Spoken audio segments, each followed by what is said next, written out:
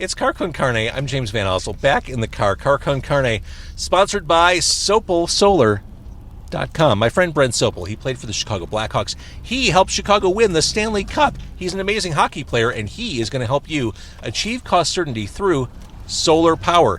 Get those panels on your roof. It costs nothing out of pocket to go solar, and the tax credits right now are huge, up to like 48% if you look at what both federal and local tax credits are.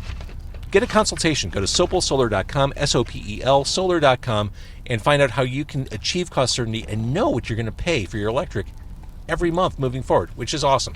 sopelsolar.com.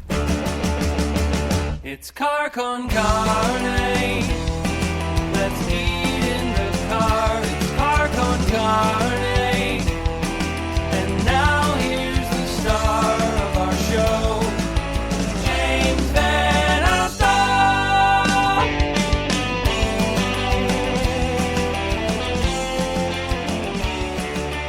Car Con Carne also sponsored by 90 Days in the 90s. My friend Andy Fry wrote an awesome fiction book about the music scene in Chicago in the 90s. The storied, the legendary Chicago music scene of the 90s. Imagine time traveling back to that period. Literally, that's what happens in this book. Time traveling back to that period and being able to go to all those amazing shows, whether it's seeing the Pumpkins as a baby band starting out, or any of those bands. Wesley Willis knocking around Empty Bottle. That's the story. 90 Days in the 90s. Go back in time with Darby, who's the protagonist of the book. To get your signed copy of the book, go to 90daysinthe90s.com. Or if you just want a copy of the book, period, go to Amazon or wherever you buy books. 90 Days in the 90s.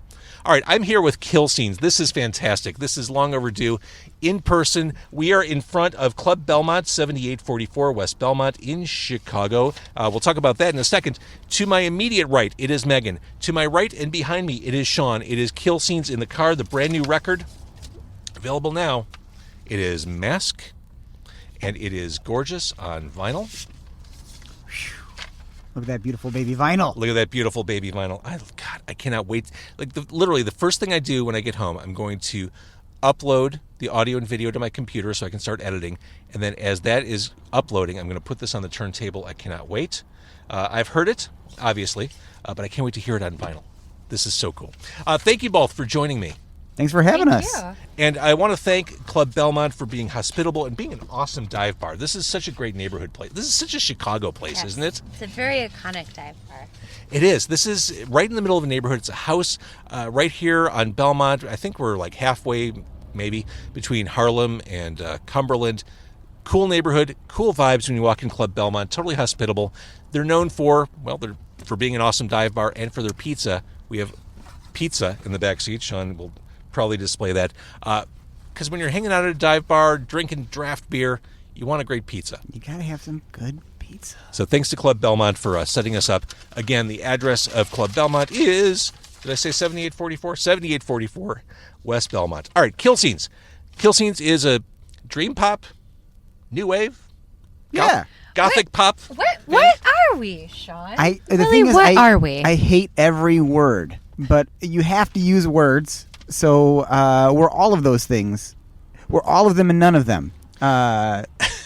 It's the genre classification thing is like such a mind screw.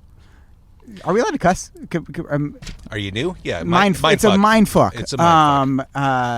But yeah, I mean, I think all those things kind of sort of start to get at the pie that the pizza pie of what Kill Scenes is. Way to tie it together. Yeah, there we go. Way to use pizza as metaphor for what Kill Scene does. It's true. Kill Scenes does. Goth is the cheese. Here's the thing. Who needs press when you have descriptions like this? Kill Scenes coils minimalism and grandeur with a Lynchian interrogation of identity, power, possession, transformation, and destruction. What's the point of me talking about this stuff? I just have to give credit where credit's due. My partner, Robert Kloss, wrote that description. Nailed it. He's a writer. Clearly. All right, Sean, let's eat pizza. Oh, yeah. I did bring, full disclaimer, Meghan is vegan, so I brought her some vegan delights to enjoy. I didn't want her to feel left out. Because I was vegetarian. I was not vegan. I was vegetarian for a long time. And I remember being in those social situations where everyone was eating except for me because there wasn't food that fit what I ate. And I know that feeling. It's awful. I've been a vegan for a long time, and I've been various kinds of vegan, various extremities of vegans, so I'm used to it, and it's, yeah. You're always at the bottom, as I said, of somebody's virtue spectrum.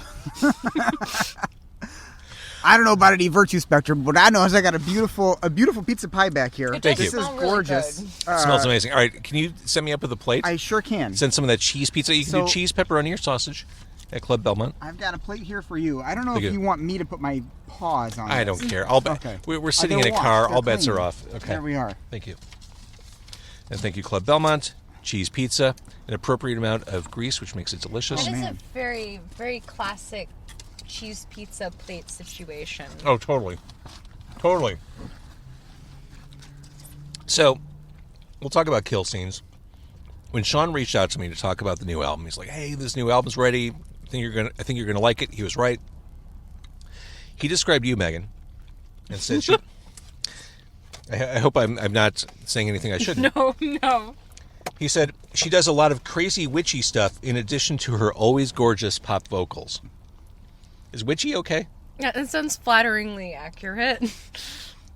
But the vocals are fantastic on this. I think we hear a lot of range. Tell me, Sean, Meghan was there with you in the beginning. She wasn't there in the middle, and now she's back. Mm-hmm. Yeah. It's a very simple story. Meghan came in to do the thing with me in the beginning. She's got her gorgeous vocals. I had this idea for this band. I met her at a party.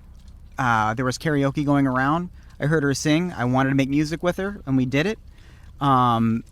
We made what I consider a pretty good album, and just wanted to keep it going. But, like life comes in, things pull you in different directions. Meghan had to move away, basically, for a while. I don't know. You could talk more about that if you want, but... Yeah, it's a very Cliff Notes version. It's funny, you keep referring to it as a party. I don't remember it being a party, but I do remember that there were multiple Kate Bush songs, and I do remember that I came there thinking that we were going there for my friend Scott to record some stuff for an album that he was working on, and I think I ended up feeling like we were the only two people in the room, even though there were other people in the room. And when you asked me to be part of the band, I remembered that immediately, and I was very excited. And I was really, because I was kind of ready for the shoot down. Because I'd been preparing some tracks, and I'd had Meghan in mind for them. And I was, I gotta ask this awesome vocalist if she wants to be a part of this project. And I was so ready to just be like, oh no, it's not what I am into or whatever. And she was so enthusiastic when she got back to me about it that I was like, boom. So we made an album. Yeah, the first night we got together, it was kind of, you sent that message. I really enthusiastically said yes. Very soon after you sent that, we got together. We went to a bar, we had a couple drinks, and we enthused, and we went back to your apartment, and we recorded our first track. Yep. Just like that. And it was magical. So, Sean, when you wrote these songs, did you have in your head, did you hear female vocals when you wrote these songs? Oh yeah, and that's kind of a thing that it's kind of why this album took so long to make, was because I was like waiting for Meghan to come back, which was sort of a thing I didn't know was actually going to happen. So I went off.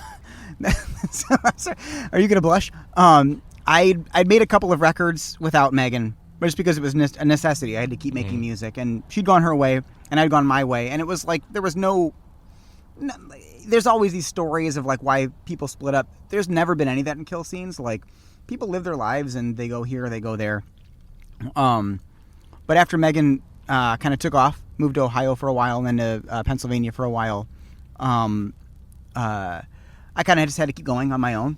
I had a body of work that I wanted to expand on, and I got her blessing on it. It was one of the first emails I sent. I was like, "Hey, would you mind if I kept using the name, whatever?" And she was totally cool with it. But I couldn't really get back to what I wanted to get back to. And this Masque record was like, it was 3 attempts at it. I started writing it, and then I had to stop. And then I started writing it again, and I had to stop. And then when Meghan came back and said, hey, listen, I'm back in Chicago. I'd be down to do some music if you're interested. It was like, oh my God, I can do this record now. So yes, very much it was not just somebody else's voice in my head. It was specifically Meghan. It's funny, too, because when I messaged you when I was back in Chicago, I was kind of coming at it from the perspective of, hey, I'm moving back. I could maybe do backup vocals on a track or two if you feel like having me. That would be cool. And then you came to me with this whole album. It was like, no, you're gonna sing this record. Just look what you've gotten yourself into. And the result is awesome. Again, Masque. I think the range. Meghan has quite a range. You have quite a range. I hate talking about you like you're third person, or you're not in the car. I think I hear the range most on the Chrysalis. I think that's one of the standout tracks. Interesting. For your voice. I love that song. I love that song. It is a good song. That's my girlfriend's favorite song on the album. She will. Well, I feel like there are a lot of layers to that song. I feel like Kill Scenes, specifically on this record, almost recorded an album intentionally for listening through headphones or earbuds. Oh yeah. Just all those cool layers and things going on. Like the production is fantastic. Yeah, I'm like I listen to it on different things just to hear how it sounds, and like it sounds great. This is my I made it, so I feel like it sounds great. But I'm horrified that there are little details that people aren't hearing if they're not listening to it specifically in headphones. It's like such a sadness to me. Like, oh, it sounds good, but they don't hear this. They don't hear when I pan this whisper over here, or there's a lot going on. Oh yeah. Well, and the album opens with the title track, Masque, which almost sounds like a warped record or warped sound kind of playing, and then you get the fullness of the production kicking in. You realize how dense and layered and powerful this production is. How much did this take you a long time to put together? Oh, I mean, yeah. The album in total, like I said, it was 3 attempts, and I made 2 albums in the middle of trying to make this one record. So this record's been in my head since 2015, or at least some version of it has been in my head since 2015. And I don't want to get... Basically, there was like a song, which was the first song. There was an image, and there was a video that was all in my head. And which you just made, by the way. I did just make the video for it. But I couldn't get there with it. There was like a piece missing that I couldn't... I've already given it away. It was Meghan was the missing piece for this. I don't know if I was the entirety of the piece, but... You were a big chunk. You were a big chunk of the piece. But I made a couple of records just because they were things that, like, energy shifts here and there. The way I want to write shifts here and there. And I'd had an idea for Masque that I couldn't finish. And for whatever reason, I couldn't finish it. And I tried 3 different times to finish it. And when Meghan came back, that was the time. It was like, okay, now I feel like I have all the pieces in place that I need to do this album. So you could say it took... Sorry, it's pizza. It's very good pizza, by the way. It is very Club good pizza. Belmont. Club Belmont. Making some real damn good pizza. This is great bar pizza. It reminds me of Rockets in Bloomington. It's got that same kind of vibe. Yeah. Smaller slices, which I like because they're more manageable. They are, especially at a bar. Like, you don't want to wrestle with like droopy pizza points. You're going to be able to shove it in. It absorbs. Like pressure points. Exactly. Points of pizza. As we were sitting inside Club Belmont, we were talking about the album, which is, I should have waited for the interview, but we talked about the idea of concept albums. And you both kind of said that this is a concept album.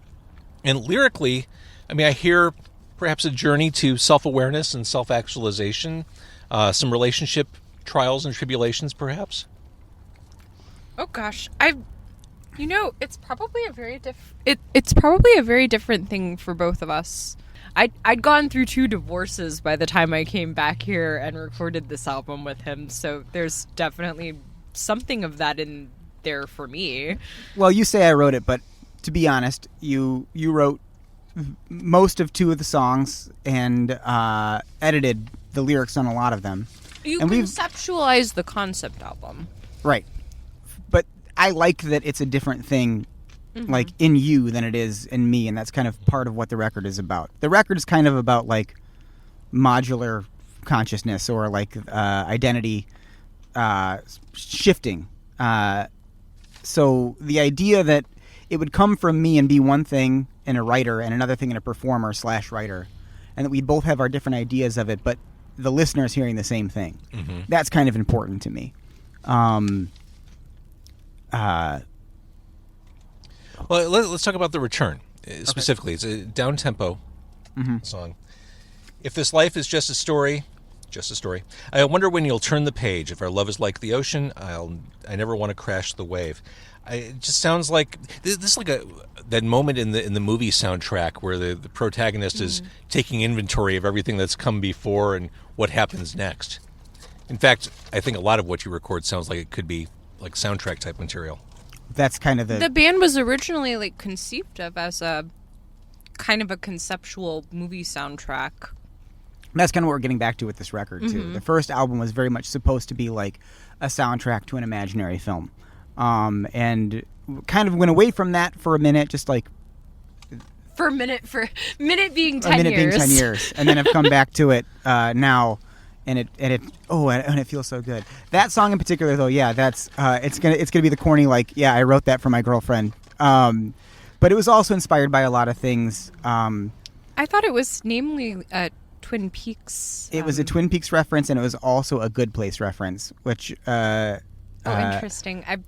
I don't know if seen very little anybody of has that. seen the show The Good Place, but it's a fantastic sitcom. And there's this whole thing where the last episode just burns me up because they're going on this whole spiritual journey, and the last episode is just about them letting go and dissolving into the void after all they've been through. And, like, I like that conceptually, but when you see it on screen, I hated it because I'm like, no, I want them to keep going and being with each other and loving each other. And it's this sort of thing of attachment that I am obviously not enlightened enough to be over yet. And in my mind, it's a very romantic feeling, and it's how I feel a lot. Like, no, like, I'm very much attached to the things I love. But if the whole idea is to sort of detach from the things that keep you in this sort of worldly hell, I can't do it because I love people too much, and that's kind of a hard thing. I feel like that's kind of a crazy sounding answer, but that's kind of what that song is about. I love you, Sean. I love you, James. I shared, I think it was to my personal Facebook a day or two ago, I shared Whispers. This song just feels big to me. Like, this has such a massive hook. Like, if there were a single to point to, I feel like this is a single from the album, from Masque. That's been debatable. I thought so, we all too. have our different interpretations, I think, on what the single is, but I think that's an interesting choice. In my mind, that We've was... been performing it live. We have. In my mind, that was like the second single. Like, I thought Acid Black Window would be one, and then Whispers would be number 2, because that guitar hook, I'm very proud of that hook. I feel like it sounds... It's a big hook. It's a big hook. And that's kind of thing. I hear him like, oh, damn, like that. If this doesn't get people, what the hell will? Well, in the minds of Meghan, it would be Phantom Dark, or not Phantom Dark. What's the one you The like? penultimate one, the final act. Final act, But that's it's the not one. the final act. It's the The semi-final penultimate act. act. That's what it should be called if we're being accurate. Second to final act. You mentioned Acid Black Window. I love the build on this, and when the guitars go slashing in, like, it's just a great musical moment. Like, Hell yeah. Just structurally, I love the way this song kind of builds and moves forward. Thank you. So yeah, fair game for a single for Yeah, sure. thank you. We just shot a video for that one. Oh, awesome! Yeah, which we're very excited about. Well, we're we shot part 1 of maybe 3 parts of the video for that. we shot I think what will be 80% of the video. Yeah. And then we're doing another pickup with There are layers. a really cool production company called Odd Commodity, which they're friends of ours. They do great work. The female component of it was my best friend from 6th grade on, and Love it. we still live in Oak Park together. and we still hang out as frequently as adults in their late 30s hang out. For sure. Well, I mean, to the point of this music is soundtrack music, basically. There's a definitely there's a definite visual feel to what you do. So I've got to think making videos is an exciting part of the creative process for you. There's a video for every song, and in my head, and there's never There a video probably has been for like a decade. for a decade. But there's never a video for every song because time and life in the world. So there's a certain point. I don't remember who ever said. There's a famous quote: "Art is never finished; it's only abandoned." I don't know who said that. I wish I had. That's a great one. But that's kind of how it feels. Like, yeah, in my mind, this whole album is a movie, and every song has its own video, and they all tie together in a narrative way. It will never. It's kind of beautiful that it will never all see the light of day, and that the most complete version of what you're going to get is going to be this album that leaves a lot open to interpretation. But yes, making videos is fun when I have time to do it. I just don't always have time to do it. Again, the new album is Masque. Now, if you listen to it digitally, and I encourage buying a vinyl because it's just awesome. If you buy it digitally or listen to it digitally, there's a cover of Billy Idol's Eyes Without a Face. Is that in French? It is. I did the translation with the,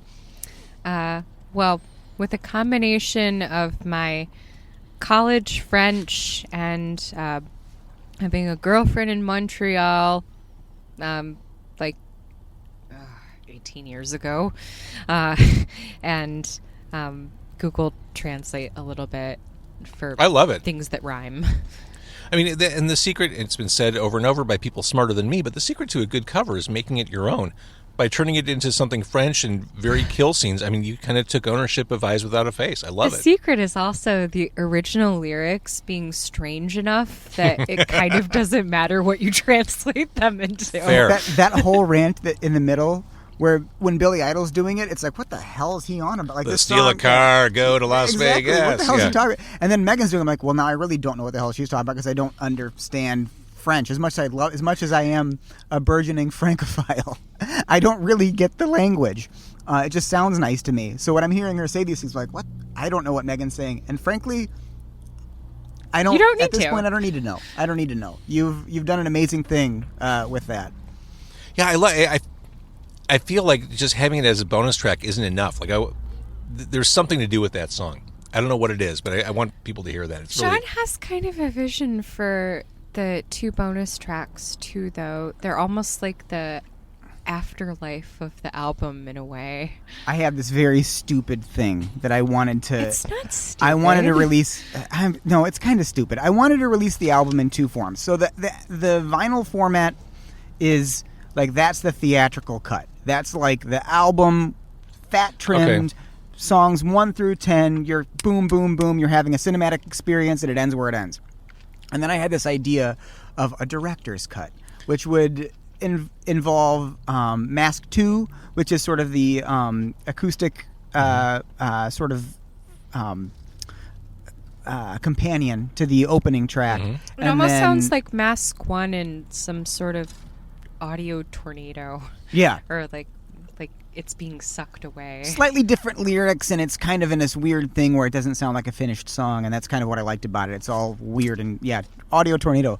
That's beautiful, Megan. It is beautiful. And then Eyes Without a Face fits in a different way. In my mind, there was like a couple of sort of like narrative side streets you could take with this album that would make it like an extended kind of director's cut, where like for people who really wanted, what's going on? What's really going on here? They could go down those little side streets. But in the end, we just decided, let's just make them bonus tracks and put them on the digital and not confuse people. All right, 2 important things to bring up. Sean, can you give me another slice of pizza? Oh, absolutely. From Club Belmont? Thank you. Sure. This is the best one. I've been surveying. That one's the best of all of them. And if there's any doubt that Megan's the most wholesome person in the car, she's eating Juji fruits as we're sitting here. I have some doubts about that personally.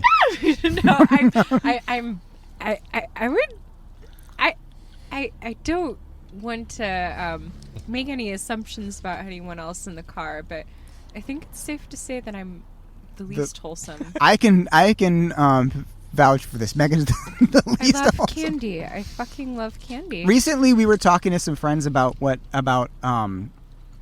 I'd referred to Meghan before as my superpower because there are things I can't do musically, and it's not to say that like just plug Meghan in and she does them. Like Meghan brings her own thing to all of this, but like there are things I cannot do musically. I see myself more as a demon that possesses you, or maybe it's the other way around. I don't know what it is. I know. think of it more as it's like allowing myself to have like the voice of a god or something that I don't actually have. But they asked what does Meghan bring that you can't bring, and my answer was I think I'd blush if I told Yeah, you what those said things that, were. and I would like for you to articulate that. Would you? I don't want to articulate it personally because I will blush. There are just spaces I don't feel comfortable occupying as a performer or as a singer. It's What'd the you- sex appeal. Uh, It's the sex appeal, everybody. Juji fruits. That's Tutti it. Fruits, the sexiest candy. of all. Nothing hotter than Juji fruits. Nothing hotter. The candy that kind of gets stuck on your teeth and you can Yes. never. And what's hotter than something getting stuck in your teeth and you have to really work your tongue to get it off? All right, here we are. Now I am blushing. Kill Scenes. The new album is Masque. Kill scenes and Juji fruits. We're not sponsored by Juji fruits yet. But Yet. we could be. Yes. I think that was it. I think you nailed it. This is the opening salvo in the drive to get Juji Fruits to sponsor a tour. Love the new album. So I guess the next question, the first thing I had to bring up was the pizza. The second thing, what's next? Do we get to see you live this year? Yeah. Well, you will get to see us live at the Golden Dagger on November 27th. I'm nervous about the show because I will have been feasting. And Are you worried about rock and roll pounds? You'll have yes, been I am feasting a a little couple bit. days ago, though. Unless you're planning like a Thanksgiving Bacchanalia. I got to get on that stationary bike and just go for it in those 2 days. But in Just go Chicago, for it. I mean, as of like October, all bets are off for like 3 months, right? I mean, That's true. everyone eats like an asshole until after New Year's. Everyone eats like an asshole forever, always, all the time. Welcome to the Midwest. Yeah. We are also, I think, potentially doing a live stream with Q4 on the 26th, which is like not Long overdue. It's not amazingly 100% solid, but it's like 99% Cool. solid. So that's the next opportunity to see. And we have other potential things in the works that are maybe a little more foggy than that, but those are the Those are the two most solid. Well, and that leads to the segue. So where can we find out more? Facebook page, Instagram. I would encourage both. We're on all the big streamers.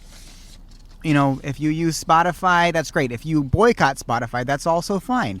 You can use Apple Music. If you boycott Apple Music, that's also fine. You can find us on Amazon. If you boycott Amazon, you should definitely go to our Bandcamp page, killscenes.bandcamp.com. You can download our entire discography. You can buy the new album on vinyl or digital. It is there. It is there for you. We're everywhere. We are also on Facebook, so you can see our rant, and Instagram too. Probably Instagram is our most Sure. updated. I tried to start a Kill Scenes TikTok, but it was just I couldn't get there with it. My brain exploded in like 3 seconds. That's why we need a younger millennial to be. I hate admitting that I'm at that point where it's like I need somebody with a crazy future We'll brain hire that I a don't have Kill yet. Scenes social media intern. It'll be one of my undergrad students. Perfect. That's great. I'm with you. There's no Car Con Carne TikTok. Like I've got my hands full. It's too much. I can't. Yeah, how do you do it? You can't. You get on there and it is really just like man. Well, get an undergrad student from Meghan. There we go. Get that I- pipeline going. Yeah, whenever I go on TikTok, I feel like that scene in the David Cronenberg movie Scanners where My the God. guy's on the stage and he's like looking at him and like scanning him and his head explodes. Something like that. Epic moment. Epic moment in Yes. cinema. I love all that stuff. All right, That's TikTok. Meghan, Sean, Kill Scenes. Thank you for doing this. I'm glad we could do this in person. I'm glad we could do it at Club Belmont. Thank you to Club Belmont for their hospitality. Not only for the pizza, they gave us some loaner microphones for tonight. Yes. Because someone, not naming names, brought the wrong bag tonight. Uh-oh. It was me. Uh-oh. Yeah. Oh, But boy. I love the new album. I really do. And Sean, I think the last time we sat down, which was virtual, I asked you the question, and I guess that's how we'll close. Were you born in the wrong decade? Yeah, here's the thing. I don't think anybody knows when I was born. I don't really even know when I was born anymore. 83. That's the year I was born. I'm letting everybody know. The hit song when I was born was "Every Breath You Take" by The Police. That's a Use good that. song. Use that. Fair. Okay. All right. Thank you to Simple Solar for sponsoring. Also, 90 Days in the 90s. Kill Scenes. Love you both. Love the album. Love the band. Thank you for doing this. Love you, James. We Thank love you. you, James.